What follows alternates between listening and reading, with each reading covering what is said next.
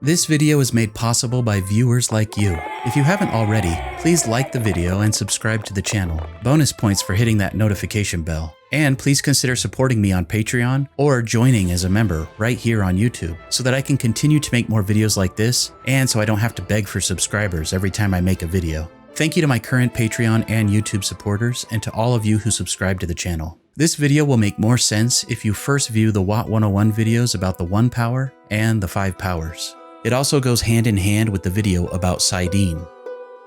The female half of the true source is called SAIDAR, which is sometimes pronounced as SAIDAR. Only women can access and use SAIDAR. The word SAIDAR is most often presented in lowercase italics.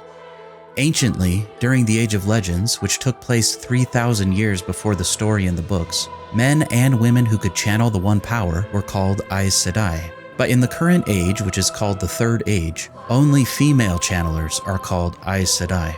The Aes Sedai of the Third Age are trained in the White Tower, which is located in the center of a great island city called Valon or Valon. Those women are trained to tap into SAIDAR and to weave the 5 powers.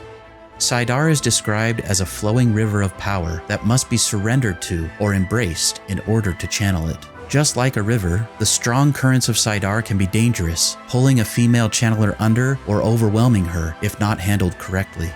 Channeling both halves of the 1 power is equally dangerous. Robert Jordan was asked, why do men seize saidin while women surrender to SAIDAR? He said, men's and women's brains are physically different, so it makes sense that handling the 1 power should be different for them.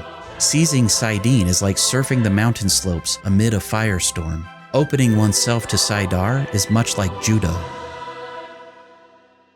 As a friendly reminder, if you're trying to avoid Wheel of Time spoilers, you should definitely avoid the WOT wiki or even Googling Wheel of Time terms. That's what this channel is for. But in this case, the WOT wiki says this better than I can. Weaving for a female channeler is described as guiding the power to perform the desired task. By contrast, saidin, the male half, is often described as a raging torrent that must be seized and controlled in order to force it to submit. Because of this fundamental difference in channeling the power, a man can never teach a woman to channel and vice versa. Female channelers can tell when another woman is touching the true source, even if she is not channeling. A white glowing aura can be seen around their body. This glow is only visible to those women who can touch SAIDAR. Women who can channel can also sense each other's ability to channel by proximity, and can even determine another female channeler's potential strength when nearby. Female channelers can also see each other's weaves when they are channeling the 5 powers. A female channeler cannot see or sense the weaves of a male channeler. However, they can sometimes sense a sort of hole or emptiness in the place where weaves of saidin are present. While men and women are equally balanced in spirit, female channelers are typically stronger with water and air, and are often weaker with fire and earth, which are considered to be male powers. Some special objects of power are attuned only to female channelers and can be used to enhance her ability to channel or to strengthen her ability with certain weaves or tasks. See the WOT 101 video about objects of the 1 power for more information. Remember, there are 2 types of channelers, those who can learn to channel and those rare few who have the spark inborn and will begin to channel whether or not they are taught.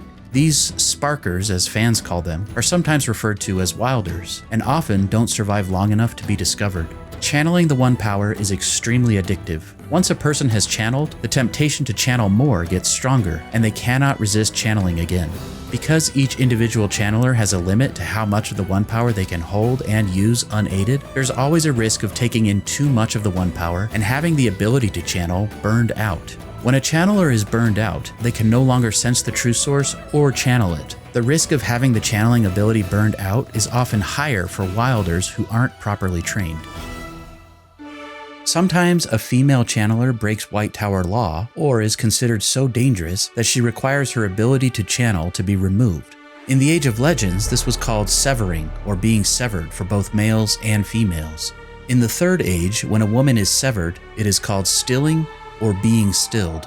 Being stilled is considered worse than death. When a woman is stilled, she can still sense the true source but can no longer touch it, unlike those who are burned out who can neither sense nor touch the true source any longer. Stilling often results in a Great Depression, and most women who are stilled lose the will to live and die unless they can find something meaningful to replace the void of what was lost.